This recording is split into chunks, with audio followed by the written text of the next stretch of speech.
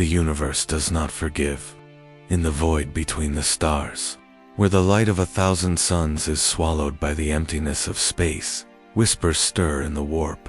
The chaos gods do not simply offer power. They twist perception, bending reality into a reflection of desire, fear, and lust. Entire worlds crumble under subtle manipulations, and yet those who follow them rarely recognize the chains until it is too late. What is the truth? What is an illusion? When the line between the mortal mind and the warp frays, every choice becomes a thread in a tapestry of madness, woven by hands unseen. This is not a legend. This is the quiet, horrifying calculus of survival and surrender in a galaxy defined by war. Before we descend fully into the abyss, remember that the knowledge of the warp is a dangerous treasure. If this descent intrigues your mind, if the story of temptation, power, and reality bending calls to you, strike the bell of your loyalty, like, share, and subscribe. Join us, for the path ahead is perilous, and understanding it may be the difference between control and annihilation. The Forge world never slept. Its skies glowed red with furnace fire, promethium smoke lacing every breath with the taste of metal and oil. Great manufactura stretched into the horizon, their walls trembling with the grind of titanic gears and the drone of endless assembly lines. It was here, among the skittery legions and the chanting tech priests of Mars's children, that the silence first crept into my mind. Not silence of sound, for the world was never quiet, but a silence deeper than hearing, one that slid beneath thought like a knife drawn between ribs. I was not meant to feel such things. My body was iron, my veins carried augmetics instead of blood, and my loyalty was etched in code scripts burned into cortex and marrow alike. I was a Scatarius one among thousands bred for obedience, and yet the gift or curse of psychic perception had been awakened in me by accident. Perhaps by warp radiation spilled in some forgotten battle, or by the Emperor's inscrutable will. That mutation had not been erased, as it should have been, but bound into function. The Magi saw use in me, a tool to sense disturbances in the Imperium that stalked the machinery of the Omnissiah. My life became one of silence, vigilance, and the endless static of whispers only I could hear. At first I obeyed with clarity. The warp's touch came as distant murmurs, like vox chatter from a signal long dead. I could taste their residue on data slates, passed from hand to hand, see flickers of impossible shadow between cogitator banks, smell burnt copper where no fire had burned. My role was to interpret such anomalies for the tech priests, to give their logic a shield against things that could not be reasoned. But logic does not survive long in the warp, nor does loyalty. It began with the machines themselves, servo arms that twitched as though listening, the colossal hammers of an assembly line striking fractionally out of rhythm, as though guided by another song. The runes on control panels shifted when I looked too long. The Imperial Aquila bending until its wings seemed torn, dripping like molten ore. At first I reported such visions as malfunctions. The Magi dismissed them as static corruption or visual distortion. Yet the more they ignored, the stronger they became. One night cycle, as the factories dimmed and the great plasma furnaces entered their half-slumber, I walked the aisles of dormant skittery. They stood locked in their recharge stations, motionless, optics darkened, rows upon rows of them, like statues forged of brass and flesh. I should have felt kinship, but instead my heart quivered, for I heard them breathing, all at once, in rhythm with a pulse that was not my own. A tide moved through them, though no lungs worked, no voices spoke. The silence inside me deepened, and for a moment I swore the still ones whispered in unity, a prayer not of the Omnissiah, but of something vast, patient, and waiting. The whispers grew teeth. I tried to drive them out with canticles of the machine guard, chanting litanies while my augmetics burned incense to drown the sense. I sought the calm clarity of binary prayer, filling my thoughts with cascading numbers, logic checks, axioms. Yet the silence always broke through. It asked me questions that were not questions, showed me shapes I could not unsee. It told me the Omnissiah was listening, but not the one I had been taught. A voice that slipped between syllables told me the machine was flesh and the flesh was machine, and that all barriers were illusions meant to keep me small. And then came the shadow. I first glimpsed it in the reflection of a polished steel plate, a distortion lingering where no one stood. It moved when I did not, bending its head as though mocking. When I blinked, the shadow was gone, yet the taste of blood filled my mouth, though no wound marked me. The next time, I saw it in the molten surface of a forge crucible. Its limbs were too long, its face shifting between countless expressions, each flickering faster than breath. It leaned close, though separated by walls of iron and rivers of fire, and I understood not with words, but with knowing that it was watching me alone. I told no one. How could I? The Mechanicus do not tolerate deviation. A Scutarius who falters is repurposed into servitor flesh, stripped of name and thought. Yet hiding it only tightened the noose. Every cycle, the shadow returned, sometimes beside me in the dim-lit corridors, sometimes in the chrome reflection of my own augmetic limbs, and always, it whispered, not in words, but in impressions. Hunger, offering, inevitability. The machines obeyed it. That is what broke me. A titanic forge press ceased its motion as I passed, its gears shrieking into stillness, though no mortal hand had commanded it. Runes glowed across its surface, not in high Gothic or binaric code, but in symbols, writhing with meaning I could almost grasp. My fellow Skittery noticed nothing. The tech priests adjusted no controls. To them, the process had continued seamlessly. Only I bore witness, and the knowledge cut deep. Reality was being rewritten, and no one else could see. The silence inside me became unbearable. It filled every pause between thought, every flicker of optic, every exhale through Vox grill. It drowned the chants of the priests, turning their hymns into hollow echoes. I began to question which voice was mine, and which belonged to the shadow. Did I think, or did it? Did I see, or did it show me? The certainty that had defined my existence, the obedience of steel. The faith of machinery did like rusted iron under acid rain. Still, part of me clung to the Emperor's light, not through words or dogma, but through a desperate memory of warmth, of sunlight I had once seen as a child before augmetics replaced my lungs and eyes. That light became my anchor, faint and trembling though it was. The silence hated it. I could feel the whispering gnash against it, promising release if I let go, offering strength if I surrendered. But the silence was patient, and patience is a weapon greater than any blade. The void is not empty. Those who have sailed its depths aboard imperial vessels know this truth better than any catechism carved into a shrine's wall. Between stars lies a silence so vast it seems to press against the hull, an ocean of darkness broken only by the trembling hum of plasma drives and the faint vibration of Geller fields fighting back the unseen. It is in this silence that omens are born. The first signs came as navigational errors. A fleet of transports bound for Armageddon's orbital stations found their charts corrupted stars once mapped with precision shifted slightly.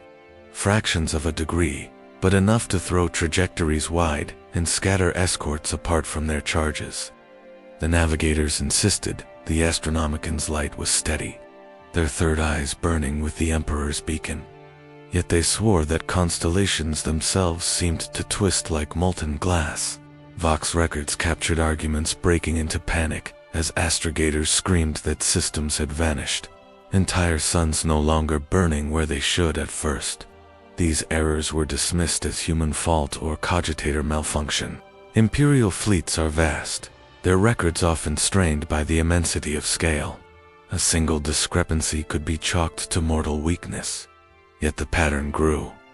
Warp transits became erratic, sometimes cutting days short, sometimes stretching weeks into months of torment.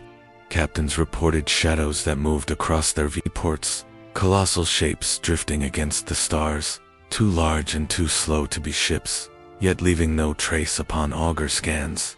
Whole convoys emerged into real space with missing vessels. The names of those ships erased from memory and record as though they had never been. The silence of space became suffocating. Crew spoke of lights flickering in corridors where no flame or lumen should burn, of echoes following them in the darkened decks. Geller fields, those sacred shields against the Imperium, hummed with irregular pulses, as if something pressed against them from without. Tech priests recited litanies of stability, spraying blessed oils upon conduits.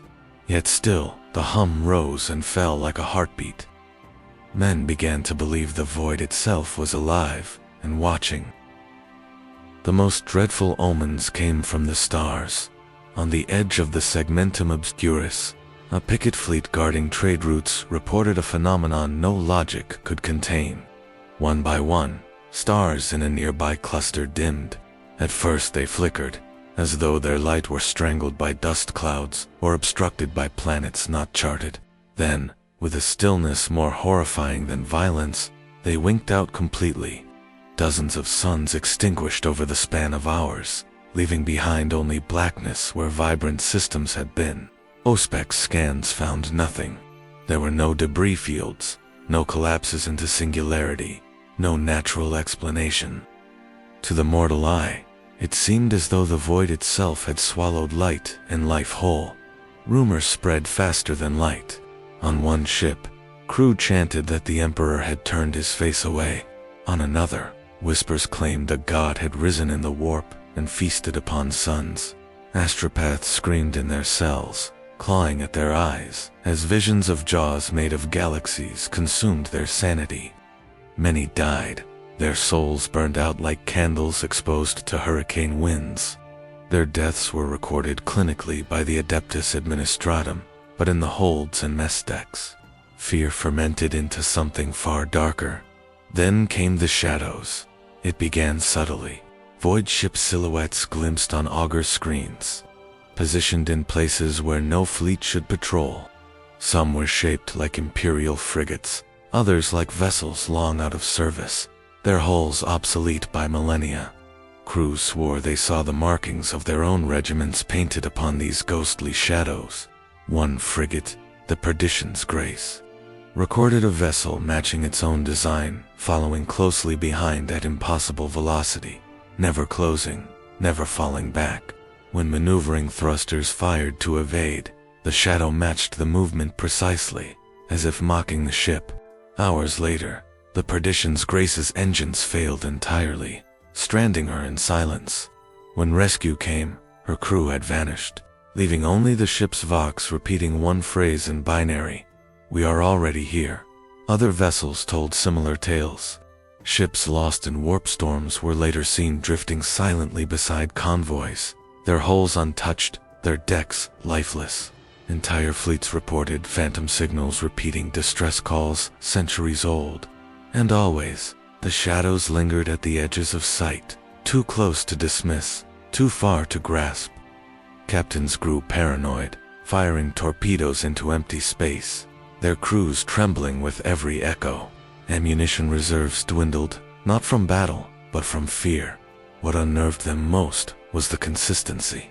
These were not isolated hallucinations, or the fevered dreams of warp-sick navigators.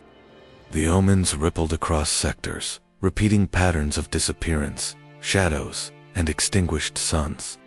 It was as though an intelligence vast beyond comprehension toyed with fleets like a predator circling prey. The Inquisition took notice. Ordo Malleus agents, cloaked in secrecy, boarded ships and confiscated logs, silencing witnesses under threat of purgation. Entire decks of crews were executed for spreading panic, their blood sluiced into reclamation systems without ceremony. Yet even the Inquisitors could not hide their unease. For each purge, another report emerged elsewhere, echoing the same impossible phenomena. The galaxy itself seemed to bend, mocking any attempt to impose order. In the Great Void, the Astra Militarum suffered most. Regiments ferried across systems to new warfronts, found themselves arriving in the wrong sectors. Their campaigns collapsing before they began. Vox beacons led them astray, transmitting coordinates that guided them into ambushes or barren systems stripped of life. Officers once renowned for precision fell into madness as their maps betrayed them. Planets shifting locations as though they were pawns moved on a board unseen. The common soldier had no words for this manipulation. They simply called it the hunger of the void. Around mess tables, they whispered that reality itself was thinning, that every star extinguished was a soul devoured. Chaplains shouted that chaos was testing them, that faith alone could shield them from the creeping dark. But faith does not fill empty stomachs, nor does it explain the missing ships. And so the fear festered, raw and poisonous, until discipline became brittle as glass. For those who listened closely, the fear carried rhythm. Vox systems occasionally caught whispers buried beneath static, voices repeating coordinates that led nowhere, prayers twisted into mockery, binary codes that translated into phrases of devotion to names no one dared speak aloud, shadows and signals, omens and vanished sunsage, a fragment of something vast, each tugging at the edges of reality like threads pulled from a tapestry. And in the quiet hours, beneath the thrum of plasma reactors and the mutter of Geller fields, one question haunted the void: if the stars themselves could be swallowed, what hope had men? It always begins with a whisper, and never with a scream. Chaos does not stride into a man's soul wearing banners of brass or robes of rot. It creeps in like smoke seeping beneath a door, unseen until the room is already thick with poison. The Imperium teaches that loyalty is binary, that one either serves the Emperor or betrays him. But reality, like the warp, is not so absolute. Between the poles of faith and damnation lies a gray mire where countless mortals falter. It is in this mire that temptation takes root. Trooper Varlin of the Astra Militarum was not a heretic when he first bent the rules. He was a soldier of the 117th Cadian, battle-weary, skin etched with scars from lasburn and shrapnel. His regiment had been fighting for 6 standard years without respite, cycling from one war zone to the next, like parts on a conveyor line. The Munitorum issued rations too thin to sustain, weapons worn by constant use, armor patched until it resembled little more than scrap metal. Varlin was not greedy. He was hungry. And hunger is the first crack through which the warp breathes. It was a simple choice. He traded a spare last pack of drained, nearly useless, to a smuggler working the lower decks of their troopship. In return, he received a ration tin of real meat, contraband from a forge world whose beasts had been bred fat on nutrient sludge. The taste was intoxicating.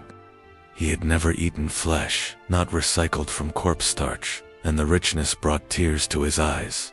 In that moment, he told himself it was nothing.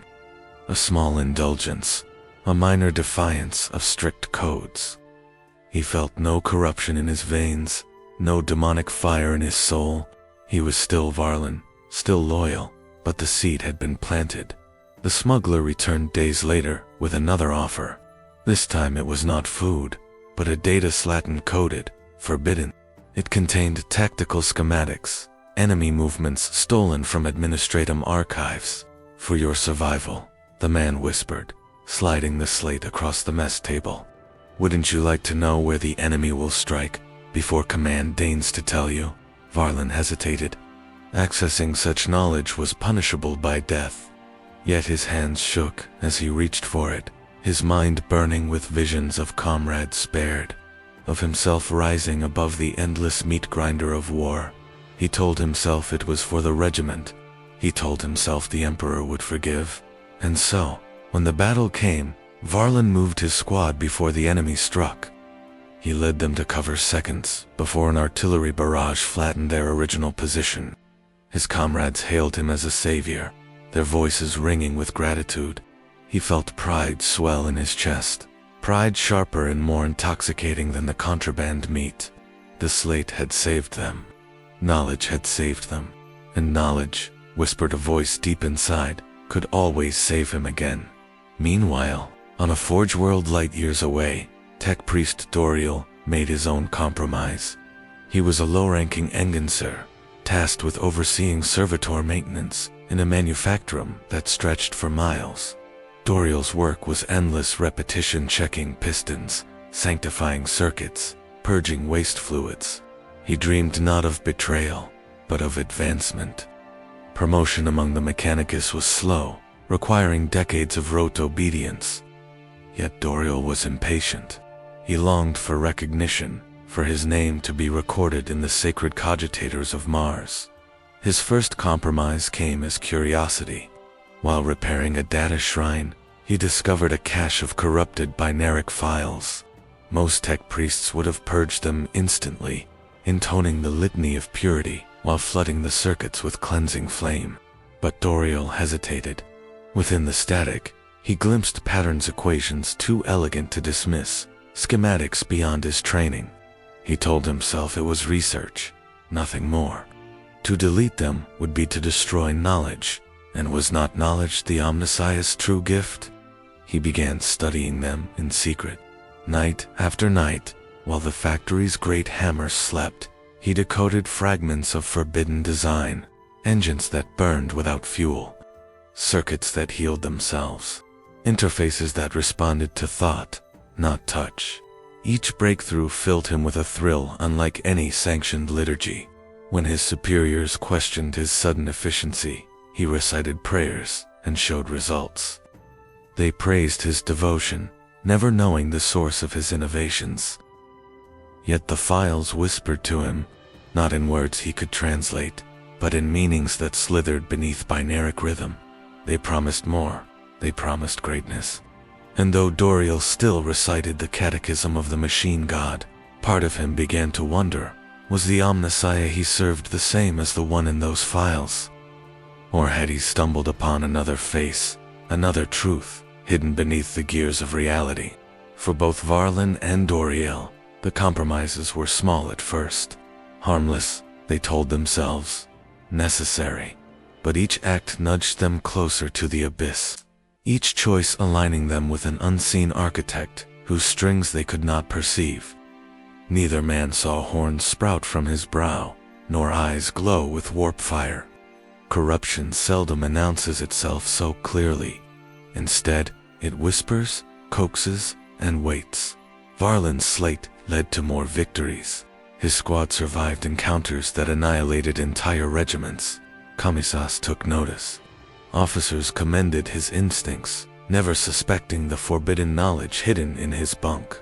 With each success, Varlin's sense of invulnerability grew. He began asking questions of the smuggler who supplied the data, how it was acquired. The answers were evasive, wrapped in half-truths and promises of more. He accepted them because they aligned with his need. His men were alive. Was that not proof of righteousness? Doriel, too, advanced. His designs caught the attention of Amagos, who summoned him to present his work before the conclave. Trembling with pride, Doriel revealed innovations that should have been impossible. The Magos praised him, recording his name for the first time in the sacred archives. That night, alone in his cell, Doriel wept with joy. Yet beneath the tears was a gnawing hunger. The files were not finished. He had seen glimpses of greater patterns, circuits woven from symbols that resembled prayers. He wanted more. He needed more, and so the seduction deepened. For temptation is never satisfied with a single taste. It demands repetition, escalation, devotion. What began as survival for Varlin and ambition for Doriel grew into addiction. They thought themselves in control. They thought they were using forbidden gifts to their own ends. But in the cold halls of the warp, unseen eyes watched, and unseen hands moved pieces on a board neither man could comprehend. And the price of their choices had only begun to reveal itself. Whispers traveled faster than light, not across the immensity of void lanes by sanctioned astropathic choirs, nor through the meticulous logbooks of Imperial Navy fleets, but by lips, by parchment, by dreams. Somewhere between the static of interstellar distance and the pounding heartbeat of human fear. Rumor flourished, and in the Imperium, rumor was as potent as doctrine. The pilgrims were the first to notice. They always were, in their convoys of decrepit hulls and jury-rigged life support systems. Packed with generations of the devout, they watched for signs with untrained but desperate eyes. A star dimming unexpectedly was a sermon. A hull creaking louder than prayer chants was a warning. And when, in the war-pierced silence of transit, multiple vessels reported the same half-heard hymn reverberating through bulkheads, word spread like incense. "The Emperor speaks," the pilgrims cried, but the words never matched. Not quite. One vessel heard solemn benedictions, another ecstatic commands, another incoherent syllables that left listeners trembling with blood streaming from their ears. Yet all agreed, something vast and alien had brushed against their fragile reality. The Astarpaths, for their part, strained at their sanctioned duties. For centuries they had channeled thought across distances no vox could traverse. Their minds shackled to the golden beacon of the They were trained to endure visions of terror, to filter the warp's endless screams from the Emperor's light. But something changed. At first it was subtle, a transmission relayed in fragments that no one remembered speaking. A warning delivered with an unfamiliar cadence, as though another voice had borrowed the sender's throat. Astropaths began to collapse mid-message, their tongues blackened, their veins spidering with frost as if kissed by void exposure. Some clawed out their eyes to silence visions of robed figures crowding their inner sight, each whispering promises in dialects that should not exist. Even within the hallowed halls of Terra's choir chambers, where the greatest psychers strained their minds against eternity, dissonance crept in. Songs of the Astronomicon were said to falter, just for a heartbeat. A false note threaded into the Emperor's flame, so small it could be dismissed as exhaustion. But exhaustion was no excuse in the Imperium. For the faithful, such aberrations demanded explanation, demanded liturgy. And liturgy was malleable.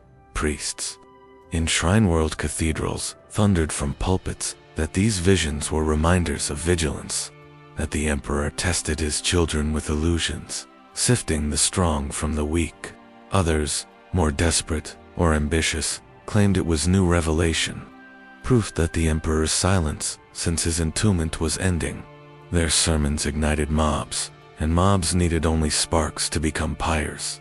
In a hive city on Velixis, worshippers gathered to hear a confessor interpret what he claimed were direct words from the Master of Mankind. They knelt as he described shining legions descending to cleanse corruption. By week's end, those same worshippers dragged suspected heretics from Habla, burning them alive while chanting praises to the Emperor's new order. The confessor disappeared the day after, vanishing into the under. Some swore he had grown horns before he fled. Pilgrims, astropaths, priests all found themselves choking on fragments of the immaterium. But it was not only the faithful. On mining worlds, untrained workers spoke of dreams where machines whispered. The pickaxe became a tongue, the drill a voice, their echoing clamor shaping words no human language could hold. Some miners woke clutching symbols scrawled in blood, unable to explain how their hands had carved them during sleep.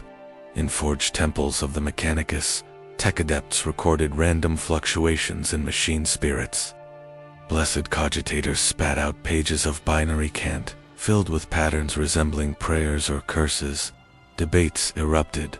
Was this a divine alignment of the Omnissiah, or the corrosion of the warp infiltrating sacred data? No consensus came, only more whispers. There was a ship, nameless in official record, which drifted too close to a warp storm blooming without cause in an otherwise stable sector. Its Vox traffic carried panic for 3 minutes, then silence. When recovery crews eventually located the vessel, its crew were alive, but utterly changed. They knelt in perfect formation, eyes closed, mouths moving in synchronization, though no sound issued forth. When interrogators pried one open, they found the crewman's tongue had dissolved into writhing tendrils of flesh.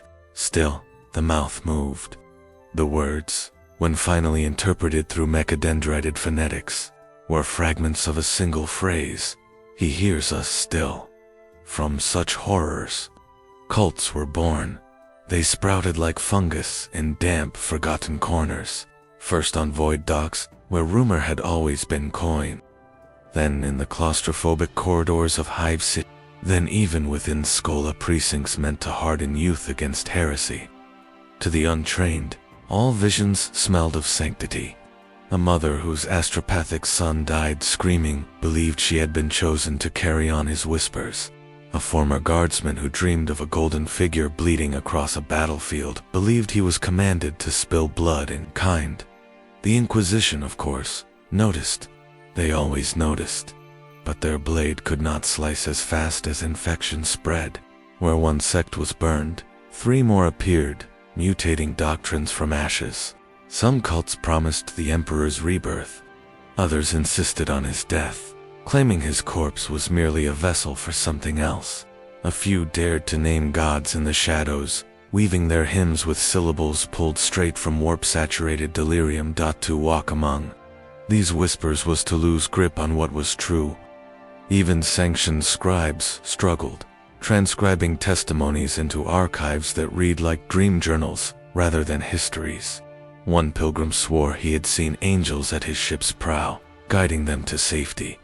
Another, from the same vessel, insisted those angels had no faces, only screaming voids. Both accounts were sealed with equal reverence by ecclesiarchal decree. The ambiguity was intentional. It had to be. For to admit the Imperium had truly spoken, unfiltered, was to admit that the Emperor's monopoly on divine communication was flawed, and such heresy could not be uttered, even if it was true, especially if it was true. So the Imperium drowned itself in controlled contradiction. Official proclamations called the visions tests of faith, illusions of the warp, while simultaneously authorizing pilgrim crusades and constructing new shrines to honor them. The dissonance was a survival tactic, yet beneath it all, dread festered. If even the Astronomicon faltered, if even the Emperor's light was contaminated, what anchor remained? The answer lay not in truth, but in repetition. Faith became less about belief than about noise-unceasing hymns, unbroken ritual, endless cycles of confession and purge. Keep the mind occupied, and perhaps it would not hear the whispers underneath. But whispers persisted. They always did. In the void, in the chanting of pilgrims, in the glitch of machine spirits, in the silence of dead astropaths, the Imperium echoed, and whether those echoes were fragments of salvation or seeds of damnation, no one could say, for that was the greatest terror, not that chaos spoke, but that the Emperor might, and if he did, no one knew if humanity would recognize his voice. It is said the Imperium is a mirror, not a simple one, polished and clean, but a vast ocean of glass shards, each reflecting something grotesque, each distorting the image until truth and lie become inseparable. When mortals look into that ocean, they see gods. When the gods look back, they see only opportunities. No scholar, no magos, no high priest of the ecclesiarchy could define with certainty where chaos begins or where it ends. It is everywhere and nowhere, whispering through the currents of the warp, lurking in the silence between thought and dream. Some call the Ruinous Powers deities. Others insist they are hungers, forces without shape, stormfronts given false names. But to those who feel their touch, they are as real as hunger, as inescapable as gravity, and they play. The game is not one of dice or counters, not a contest waged upon a board mortals could recognize, but it is a game nonetheless. Its pieces are lives, worlds, civilizations. Its moves are temptations, deceptions, and the slow unraveling of certainty. A scholar once likened it to 4 musicians tuning their instruments in the same hall. Each plays a different melody, jarring and discordant, yet in the overlap emerges something that sounds deliberate, an endless symphony of war, desire, decay, and change. None of the players stop, and so the song never ends. To those who strain to hear, the melodies leak through reality. The first melody is thunderous, a rhythm of drums echoing across battlefields. Wherever war is waged, its pulse quickens. Soldiers hear it in the beating of their own hearts, the rising roar of blood in their ears. They mistake it for courage, but it is no mere heartbeat. It is the resonance of the blood god, delighting in every swing of the blade, every scream of defiance, every arterial spray upon the dirt. The god does not appear. It does not need to. Its laughter is in the frenzy of a guardsman who fights on after his arms are severed. Its applause is in the tide of corpses left to rot beneath shattered banners. The second melody is softer, seductive. It flows through laughter at feasts, through the brush of silk on bearskin, through the addict's sigh as needle pierces vein. It promises ecstasy, perfection, release. This is the song of the Dark Prince, and it requires no worshipper to kneel openly. A painter striving for the ultimate masterpiece hums its tune. A governor who surrounds himself with courtiers and jeweled concubines dances to its rhythm.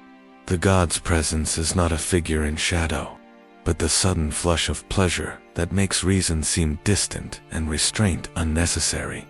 The third melody is slower, heavier, a drone that seeps into the marrow of things. It is the rot in the wall, the cough in the lungs, the sweet smell of decay mistaken for fertility. This is the hymn of the plague god, whose touch spreads not through conquest of armies, but through inevitability. A hive where filtration systems fail begins to sing his dirge. A priest who nurses plague victims until he himself falls ill offers prayer without knowing. There is comfort in the song, terrible comfort, the certainty that all things return to dust, that the end is not battle or ecstasy, but dissolution. The fourth melody is the hardest to hear because it is never the same. It mutates, twists, doubles back. It may sound like laughter one moment, like weeping the next. It promises truth through lies, freedom through shackles, change through ruin. This is the song of the changer of ways, whose music weaves through scholars' debates, through madman's prophecies, through a sorcerer's dreams of knowledge that will unmake him. No mortal can hold the tune for long, for the melody writes and rewrites itself as it is sung, yet once heard, it lingers. Breeding questions where certainty once stood. The gods never sit together, never conspire in mortal terms, yet their melodies intersect constantly. On a battlefield, the blood god roars in delight as the Dark Prince savors the agony of the wounded. In the festering aftermath, the plague god hums while the changer scatters lies about who was responsible. A game, but not a cooperative one. They clash as often as they overlap, and their conflict is the very marrow of the warp. To mortals, their presence is almost anthropomorphic. They dream of thrones, of crowns, of mighty figures with faces shaped like skulls or serpents. But the truth is more elusive. The ruinous powers are felt, not seen. Their avatars reflections of what mortals can endure without losing their sanity at once. A cultist may believe he kneels before a god incarnate, when in truth he kneels before a shadow his own mind has painted from fragments of impossible sensation. Yet this deception is not accidental. It is part of the game. The gods clothe themselves in metaphor because mortals crave faces, names, stories. They worship not the gods themselves, but the masks they are given, and in doing so, they grant power. Every prayer, every drop of blood spilled, every indulgence or whispered secret is a move across the board. The gods laugh, not because they know victory, but because they know the game never ends. What then of humanity? To the players, mortals are pawns, but pawns that can scream. Pawns that can believe they are queens. Pawns that, in rare moments, overturn the board itself. The Horus heresy was such a moment, a single gambit that nearly toppled the Emperor's design. Even then, the gods did not show themselves fully. They nudged, they tempted, they whispered. Horus believed he chose freely. But in truth, his choices were the notes of a melody written before he was born. And still, the gods lost, or won. It is difficult to say. For them, the heresy was not an end, but another movement in the endless symphony. Empires rise, fall, and are forgotten, but the music persists. Some philosophers, executed for heresy, dared to claim the gods are not separate beings at all, that they are facets of the same vast storm, masks worn by a single hunger that delights in wearing 4 names. Others claim there are more than 4 hidden gods, unborn gods, fragments waiting for mortals to give them shape. These theories are unprovable, perhaps meaningless, for in the Imperium, belief is as real as iron, and what is believed can be made flesh. The game continues. Even now, somewhere in the void, a guardsman clutches his rifle tighter, his heart hammering to the blood god's drum. A nobleman reclines in a perfumed chamber, humming the dark prince's melody between gasps of pleasure. A starving pilgrim coughs blood into his palms and whispers a prayer he never learned, comforted by the plague god's embrace. And a scholar scratches endless diagrams onto parchment, convinced he is on the cusp of revelation, though his diagrams fold into one another like serpents devouring their tails. The gods do not need to appear. They are already here, in every heartbeat, in every act of striving or surrender. They are players without bodies, rules without limits, and the board upon which they play is nothing less than reality itself. And perhaps the greatest terror is not that mortals are their pawns, but that they may be their dice shaken, cast, and discarded, never knowing whose hand threw them, or why. Tara has always been more than a planet.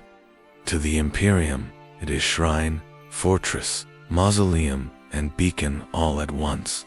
Billions tread its surface daily, their backs bent in labor, their voices raised in ceaseless prayer. They believe themselves safe beneath the gaze of the golden throne, their faith fortified by the sheer weight of the Imperium's presence here. Yet even Terra is not immune to the games of the warp. The shadows of chaos, subtle and insidious, creep even into the sanctum of humanity's heart. In the forges of the Mechanicum, deep beneath mountains of steel and soot, the rhythms of industry have faltered.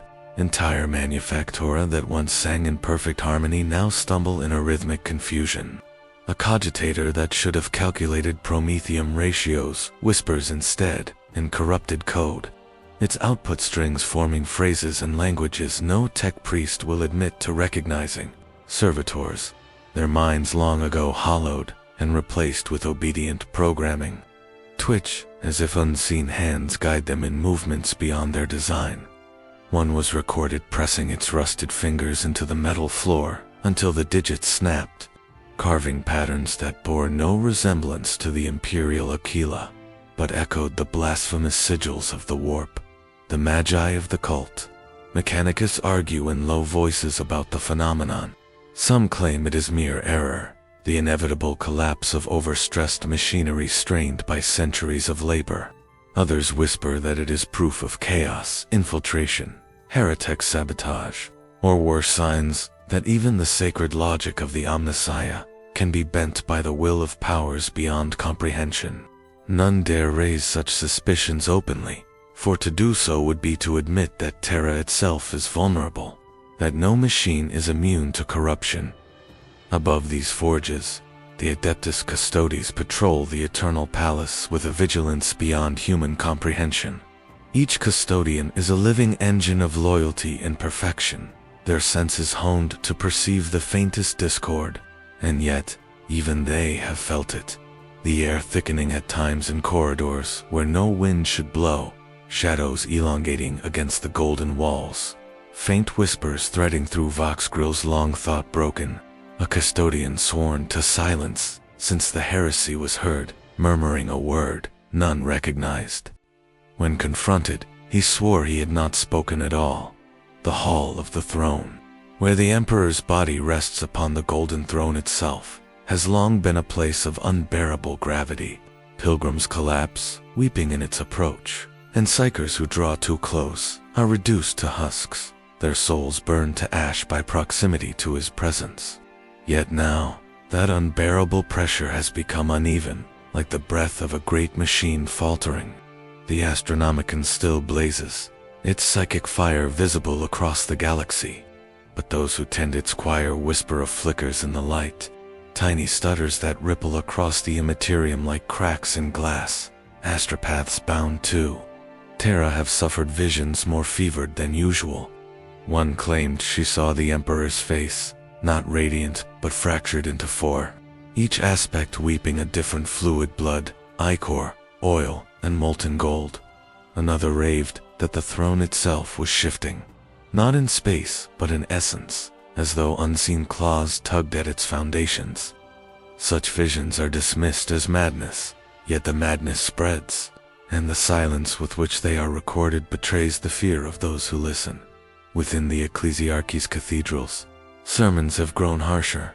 Priests thunder of enemies unseen, of corruption in thought and dream.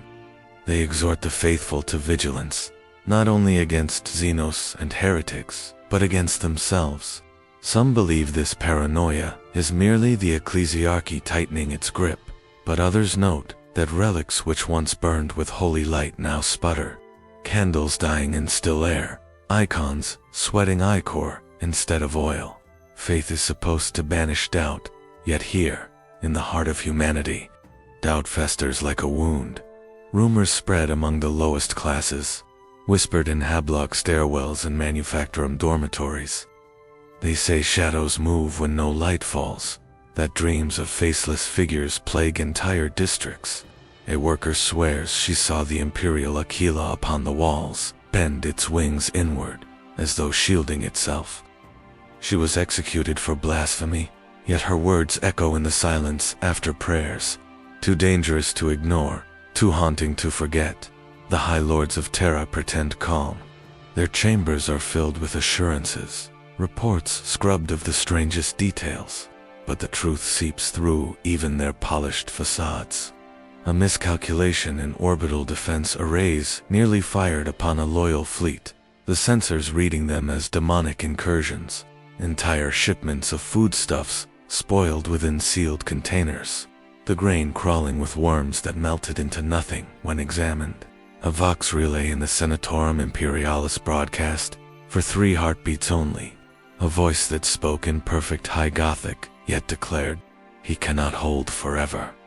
The Adeptus Astra Telepathica maintains silence, as it always has, yet the black ships arriving with their cargo of psychers report higher than average deaths during transit.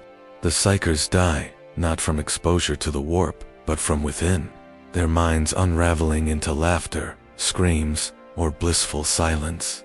The crews of the black ships murmur that the warp is not just hungrier, now it is watching, and always. The custodians walk, their golden armor catching light that seems dimmer than before. They do not falter, for they cannot, but their vigilance has sharpened into something more than duty. They search the shadows of Terra, as though expecting them to move, as though the heart of the Imperium has become a labyrinth, with unseen predators at every turn. Is Terra cracking? None dare say aloud. To admit it would be to admit the unthinkable, that even here, at the throne of mankind's emperor, the claws of chaos reach deep. Yet the signs cannot be denied. In the forges, machines mutter. In the palaces, shadows lengthen. In the throne hall, the Astronomicon flickers like a candle in the storm. And beyond the walls of the eternal palace, beyond the shrines and manufactura, and endless seas of the faithful, the stars themselves burn strangely above Terra's polluted skies. Some claim they see them waver, as if the heavens themselves hesitate, unsure of what shape to hold. The manipulations of chaos have always been subtle, creeping first through perception, then through belief.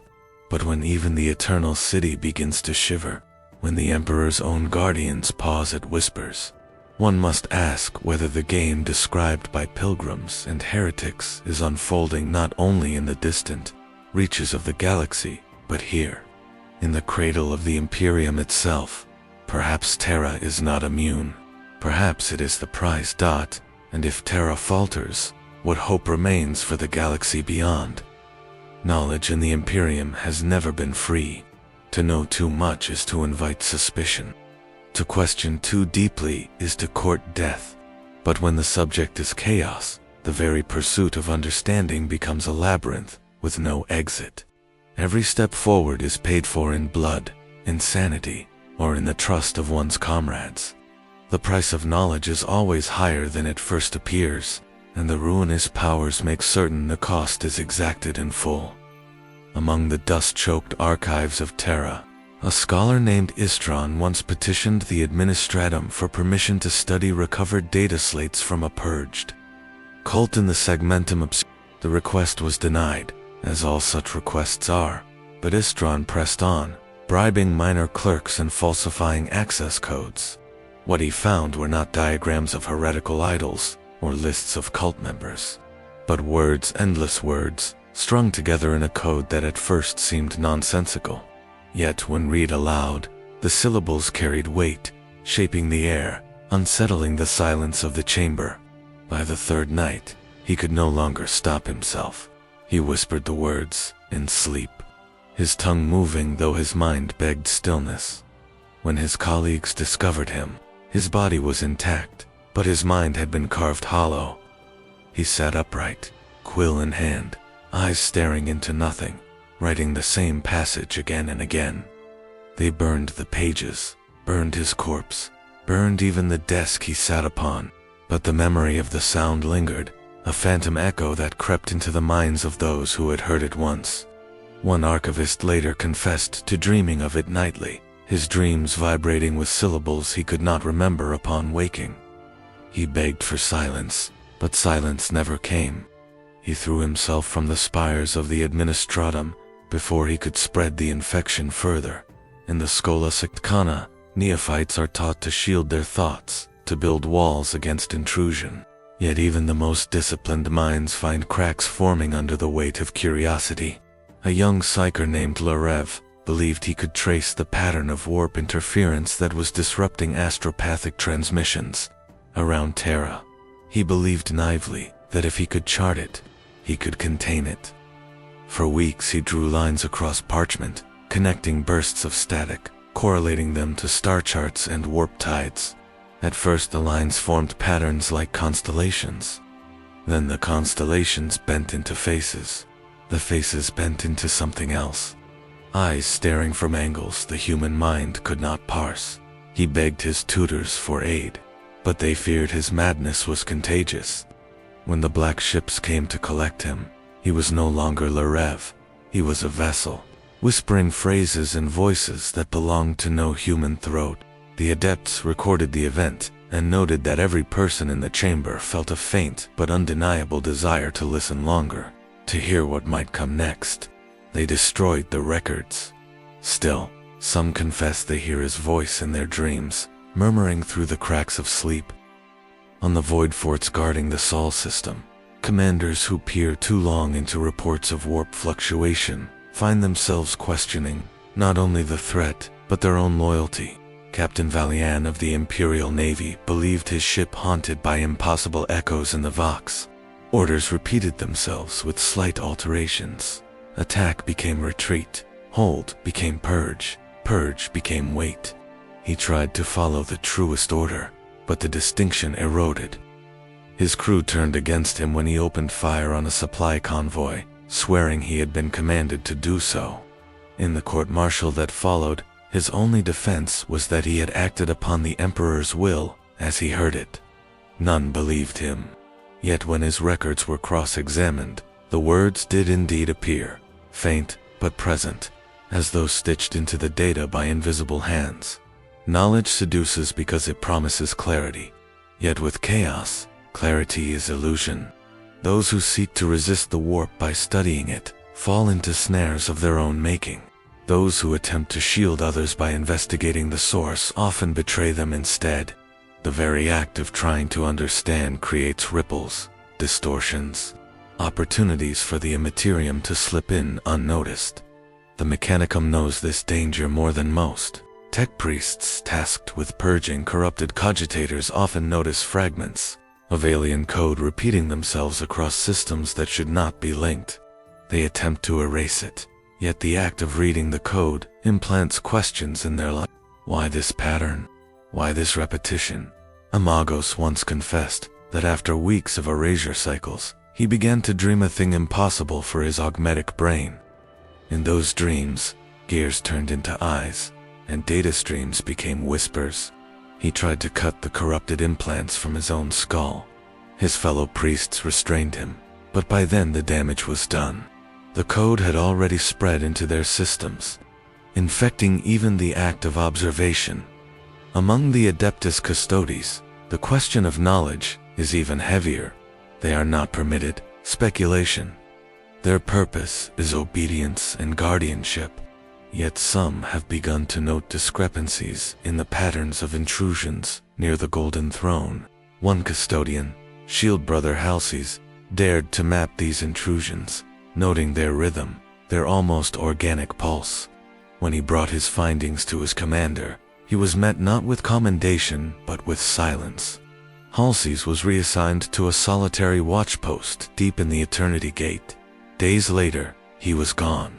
No one speaks of his name now, though some whisper his shadow remains in the Hall of Vigil, watching, still trying to understand. What is the price of knowledge? For some, it is madness, the slow erosion of self, until only fragments remain. For others, it is death execution by comrades who fear contamination more than heresy. And for some, the price is betrayal, though unintended, as when a friend becomes a vessel, or a leader becomes a pawn. In the ecclesiarchy's sermons, priests thunder against curiosity, declaring that ignorance is armor, and obedience the only shield. Yet, even they know this is not wholly true. Ignorance cannot prevent dreams. It cannot prevent the whispers that seep unbidden into thought. Perception itself becomes a battlefield, every glance a potential opening. Every interpretation a possible infection. Is knowledge, then, a weapon of chaos? It would seem so. To know is to risk exposure. To resist by seeking understanding is to give ground. Yet to remain ignorant is to stumble blind, prey to every subtle shift in shadow. The Imperium walks a razor's edge, damned if it sees, damned if it does not. Perhaps this is the cruelest game of all, for in knowledge lies strength, but with chaos, strength is indistinguishable from surrender. Those who dare to learn are broken. Those who refuse remain weak.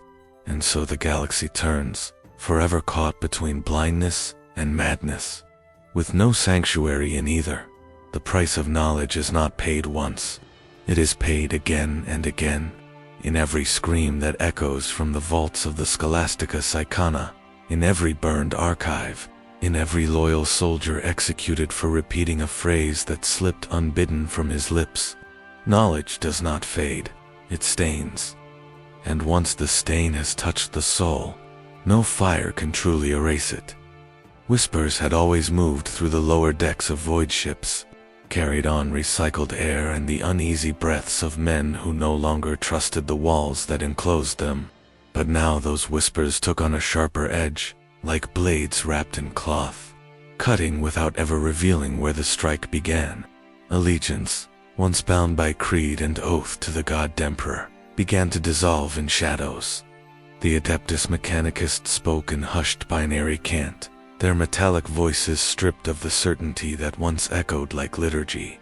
Guardsmen turned their eyes away from their comrades, afraid to find in a familiar face the reflection of doubt. Rogue psychers, shunned and shackled, were no longer seen as merely dangerous, they were seen as possible prophets, their fragmented visions feeding paranoia rather than binding men to unity. On the forge moons of Vax Primaris, a skirmish broke out that was never recorded in the official data archives. Tech priests had begun to accuse one another of heretic sympathies, citing odd fluctuations in the noospheric currents as evidence of forbidden tampering. Entire manufactoria seized up, their conveyor belts grinding to stillness, as skittery squads were turned not against Xenos or heretics, but against each other. Orders came laced with suspicion, data slates encoded with strings of logic that contradicted themselves, as if the commands themselves had been warped by invisible hands. Those who obeyed were damned as zealots, those who hesitated condemned as traitors. None could see the strings.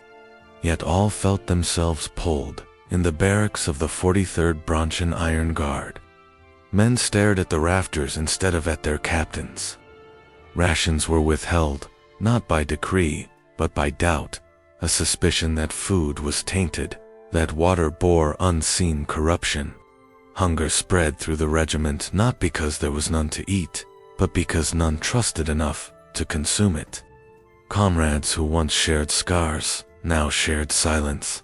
A guardsman who had once saved his sergeant's life on the battlefield was found dead in his bunk, a blade buried in his chest, his killer never revealed. The regiment marched on, but every step struck ground hollow, as if marching in circles around the edge of a pit that no man could see, but all could sense yawning beneath. Them psychers saw it most clearly, or at least they believed they did, within the black cells of the Scholastia, Psychana, restrained by runes of containment and iron bands. Their whispers echoed with fevered certainty. "It speaks to you," one muttered, eyes fixed on a crack in the stone that no one else saw. "It speaks through him, through her, through the air itself." Wardens kept their shock mauls close, but even they could not silence the crawling unease that spread through the ranks. A warden, hardened by years of breaking psyker minds into compliance, was found rocking in the corner of a corridor, repeating the same phrase until his voice broke. "I saw my own shadow move before I did." He died with his eyes open, pupils dilated wide as though he had glimpsed an abyss within the walls. The Adeptus Mechanicus felt the weight as betrayal, cut deeper into their veins of steel and oil. Amagos on Mars refused to share schematics with his once trusted peers, convinced that binary code itself had been infiltrated. Chants of the machine god faltered, replaced with discordant bursts of noospheric static, half praise, half warning, within the red-lit halls of the Temple of All Knowledge. A single vox burst echoed across the cogitators, carrying no identification marker. "The motive force is no longer yours." Panic did not show in the rigid bodies of tech priests, but in the way they severed their data, retreating into isolation rather than risk contamination of thought. Even on Terra, where the gaze of the Adeptus Custodes should have been shield enough to silence doubt, fractures appeared. Whispered rumors moved between scribes, minor clerks, and even junior officers of the administratum. The High Lords themselves could not agree on whether these cracks in loyalty were mere coincidence or the slow hand of chaos. Prying open the Imperium's bones, every faction blamed the other, and every council meeting ended not with resolution but with eyes narrowed in mistrust. Documents were falsified, seals broken and restamped, orders contradicted by counter-orders, as if the Imperium itself had begun to stutter. A rogue psyker named Celia wandered the outposts of the Eastern Fringe, her visions raving with such conviction that soldiers followed her despite their fear. She claimed to see the strings of gods like cobwebs in the void, connecting ship to ship, planet to planet, as though every soul was but a bead of light on a vast net. Some called her blessed, others cursed, but all who listened to her found themselves doubting what they once thought immutable. Those who followed her vanished, their camps discovered days later, strewn with corpses, each face twisted into expressions of rapture or despair, as though they had witnessed something that shattered their ability to remain whole. The fractures widened into full betrayals. Amagos Explorator vanished into the void with an entire fleet, declaring in his final Vox transmission that he had found the true logic of the Omnissiah beyond the reach of Mars. Guardsmen turned their lasguns on one another in abandoned stations, killing comrades with a fervor they did not understand. A captain of the Astra Militarum placed his pistol to his own head during an address, whispering that he heard the order in the silence between words. Each act of betrayal, small or vast, seemed less like a choice and more like the echo of some unseen game. And always, the question whispered, was it chaos at work? Or was it merely the reflection of humanity's own fragility? Was the hand of a god guiding these fractures? Or was the Imperium so vast and burdened with fear that it could not help but collapse inward upon itself? The difference mattered little to those who died in suspicion's embrace, for whether through god or man, the fracture cut the same dot. In the end, loyalty itself became a kind of madness. To trust another was to risk manipulation, yet to sever oneself entirely was to fall into despair. Soldiers chose comrades with eyes half shut, praying that faith was stronger than lies. Tech priests soldered seals of iron over their own mouths, convinced that even speech might carry corruption. Psychers dreamed of shadows, and woke screaming, unable to distinguish which side of waking they truly stood upon. The game was not played in grand gestures, but in small betrayals that multiplied until trust itself was a ruin. The Imperium endured, as it always had, but endurance did not mean wholeness.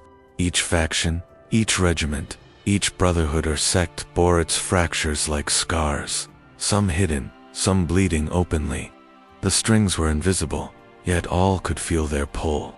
Chaos had no need to roar when whispers sufficed to break the strongest bonds. And as silence settled after yet another round of executions, denouncements, and purges, one truth became clear in the hushed chambers of the Imperium.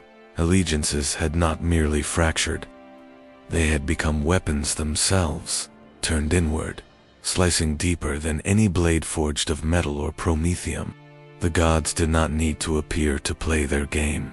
The Imperium would tear itself apart, one broken oath at a time. There comes a moment in every war when silence weighs heavier than bombardment.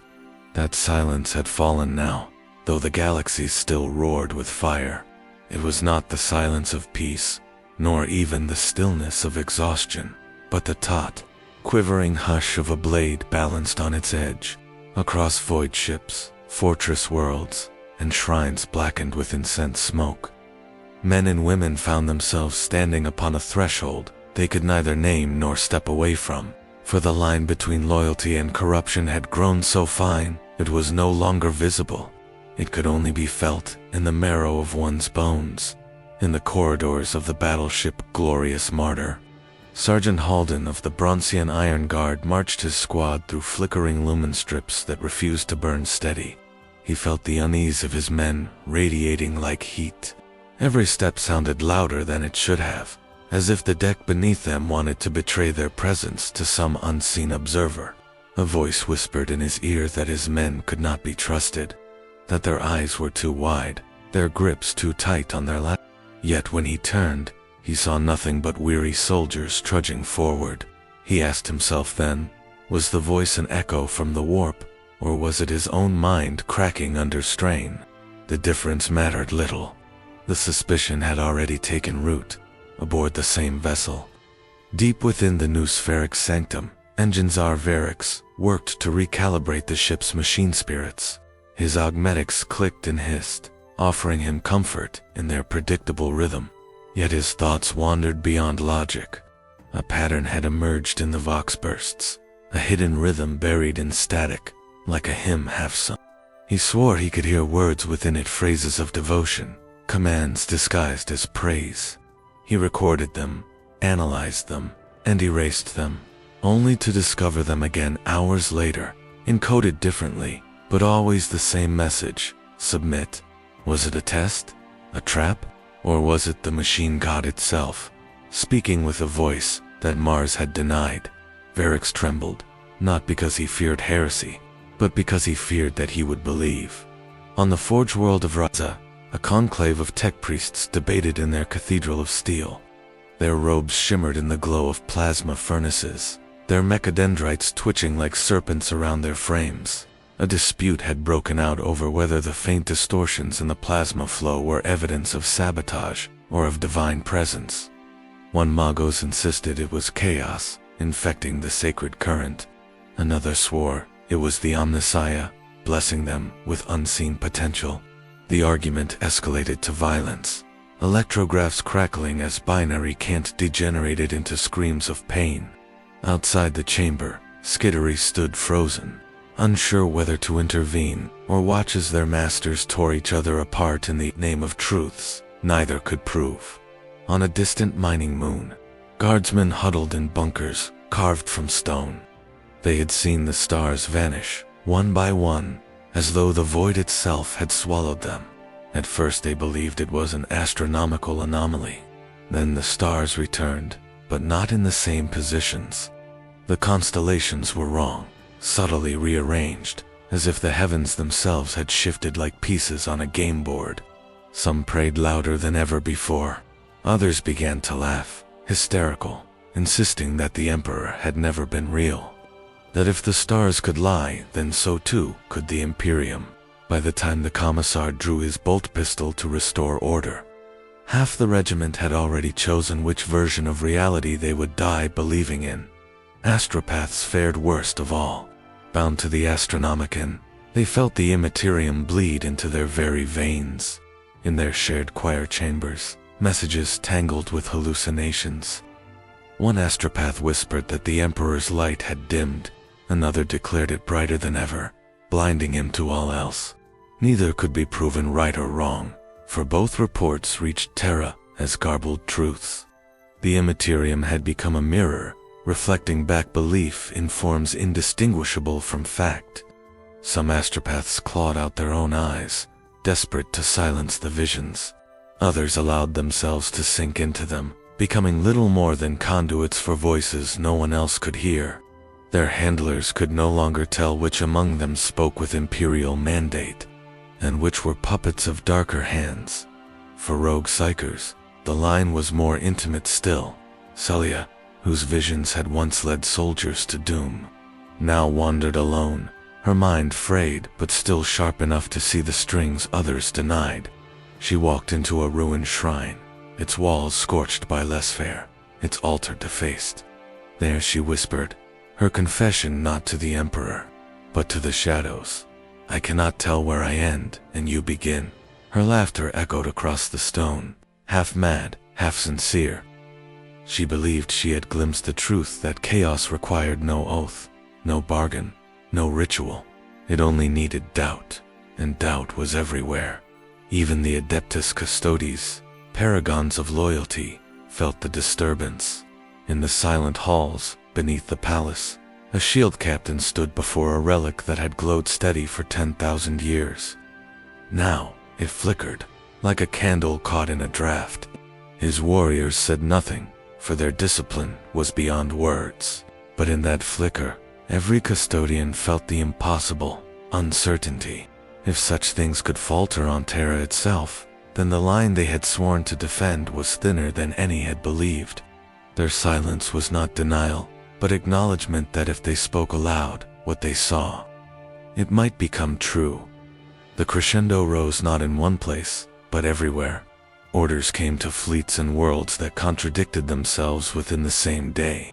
Chaplains urged faith, but stumbled over their litanies, for even the words seemed to shift as they were spoken. Scribes copied documents that changed when read aloud. A guardsman might swear he had received a command to advance, while his comrade read the same parchment and swore it ordered retreat. Arguments became executions, executions became purges, and still the line trembled. Was chaos laughing, or was mankind simply unraveling beneath the weight of its own fear? In one final vision, aboard the glorious martyr, Sergeant Halden stood again in the flickering corridor. This time, the voice in his ear whispered, not of betrayal, but of choice. Step forward, and you are loyal. Step back, and you are lost. But no, this both paths end the same.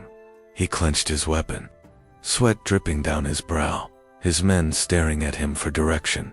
He wanted to speak, to issue a command, but no words came. For in that moment he understood, there was no line.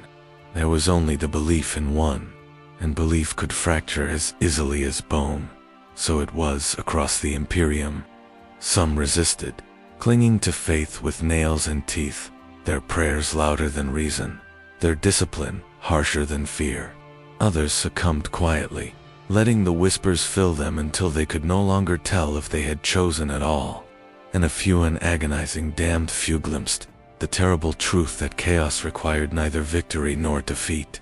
It needed only the thin line itself, stretched taut across every soul, vibrating with doubt until it snapped. The crescendo broke, not with thunder, but with silence. A silence heavier than war, deeper than prayer, sharper than betrayal. The galaxy hung suspended on that silence, balanced upon a line so thin that to step across it was to lose all distinction between reality, perception, and belief. For those who walked it, there was no return. It is said that truth in the Imperium is not a single flame, but 1,000 candles flickering in drafts too vast to comprehend. Each tells a story, each burns with conviction, but none alone banishes the darkness. In the aftermath of fractures, whispers, and thin lines crossed or broken, what remains are not records and data slates or etched testimony in the archives of Terra, but rumor, liturgy, and the fragile legends carried in mortal tongues. The galaxy endures, but it endures as a battlefield of memory, faith, and suspicion. The silence left behind is not emptiness, but the deep inhalation of something far larger, waiting for the next move. Pilgrims who wander shrine worlds tell of visions that come to them during prayer. A sister kneeling before the golden effigy of the Emperor swears she saw the Aquila weep blood that glowed faintly with warp light. Her confessor marks it as a miracle, but others whisper that such signs are not gifts, but snares. In the starved corners of hive cities, ragged preachers shout that they have heard the Emperor's voice, clear as the tolling of cathedral bells, warning of a game that none but gods can play. Their listeners nod, their faith renewed or broken as the words sink into them like promethium into dry cloth. Among the astropaths, visions spread like contagion. They describe not one emperor, but many, a fractured light refracted through the lens of the image. Some see him crowned in radiant fire, still seated upon the golden throne. Others claim to see him walking among shadows, his eyes shut, his mouth sealed, as if unwilling to speak. A few confess to visions darker still, the Emperor consumed by his own light, a hollow shell through which other powers whisper, disguising themselves in the familiar cadence of salvation. No vision can be proven, for each burns only in the mind that receives it. Yet the weight of these contradictions seeps outward into the Imperium, unbalancing belief itself. The Adeptus Mechanicus chants new litanies, half in reverence, half in fear. Within the forges of Mars, prayers to the Omnissiah carry unfamiliar rhythms, as if the new sphere itself had bent under a weight not its own. There are rumors that the binary tongues of some tech priests no longer align with the creed, Mechanicus, but stutter with alien syllables that resemble laughter. When challenged, they insist it is the true speech of the machine god, too long suppressed by rigid dogma. Whether heresy or revelation, no one can say. Yet manufactoria across the Imperium falter, their spirits disobedient, as if testing which god now claims them in void fleets. Crews still speak of shadows that sail beside their vessels, too large to be ships, too vague to be beasts. They appear for moments at a time, cast upon the void like reflections in black glass. Gunners fire blindly into the abyss, but their shots vanish without echo. Navigators claim they see not shadows, but hands, vast and delicate, moving stars as one might scatter bones across a gaming board. The void remains as cold as ever, but every soul who glimpses such things feels warmth upon their neck. The sensation of a gaze they cannot shake. Legends take root in frontier worlds where communication falters. A guardsman who survived a massacre swears he was spared because he shouted the name of a chaos god he did not know he knew. A cult on a mining station carves runes into their own flesh, claiming that each mark shields them from betrayal. A merchant fleet reports finding an entire planet devoid of life. Its cities intact, its archives untouched, but every data slate inside, rewritten with the same phrase, "The game is not yours to play." In each telling, the story mutates, carrying echoes of manipulation, but never the proof of it, on Terra itself. The High Lords struggle to keep their grip on what can be called real. Their chambers are thick with incense, their meetings punctuated not by debate, but by ritual silence. As if words themselves are untrustworthy, they issue decrees with trembling hands, their seals of authority pressed into wax that seems to melt faster than it should. The Adeptus Custodes stand silent at their flanks, their golden armor gleaming, but their eyes unreadable, as though even they now wonder if the line between vigilance and futility has blurred beyond recovery. And always, beneath their feet, the golden throne hums with its eternal burden. Some claim its rhythm falters, others claim it grows louder, drowning out all else. Both may be true, or neither. The ecclesiarchy, perhaps more than any, spins the chaos into liturgy. Sermons swell with new verses. Unverified visions are canonized as holy parables, and silence itself is declared sacred, for in silence lies the possibility of hearing the Emperor's truest voice. Some sects embrace the contradictions, insisting that doubt is proof of faith tested. Others denounce them as corruption. The schisms multiply quietly, hidden behind the facade of unity. Yet within cathedrals, candles gutter as if breathed upon, and choirs sing hymns that carry discordant undertones, notes that do not belong yet echo louder than the rest. Beyond mortal comprehension, rumors shape the very perception of the chaos gods. To the faithful, they remain unknowable terrors, their names curses spat between clenched teeth. To others, they appear in metaphor, as if revealed through allegory rather than vision. Khorne becomes not a bloodied warrior, but a silent drumbeat that compels men to violence without cause. Slaanesh is not a figure of excess, but the lingering echo of every song, every caress, every hunger that refuses to fade. Tzeentch is not a great avian beast, but the subtle rearrangement of choices, the shuffling of futures like cards in an unseen hand. Nurgle is not a rotting carcass, but the slow, inevitable settling of dust upon every shrine, every weapon, every promise. To some, these are blasphemies. To others, they are revelations. To chaos itself, they are only masks. And so the galaxy becomes less a battlefield and more a chessboard. Planets are pawns, fleets, knights, and men no more than fragile pieces carved of bone. Yet none can see the full board. Some say the Emperor and the gods move pieces against each other.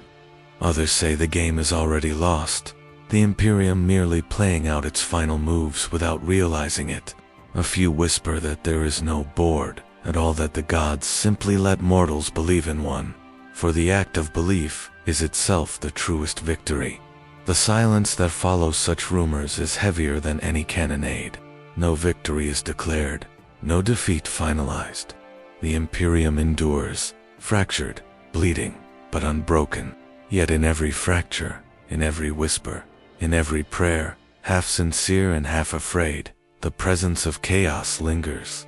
It does not need to win battles, when it can unmake the certainty that battles can ever be truly won.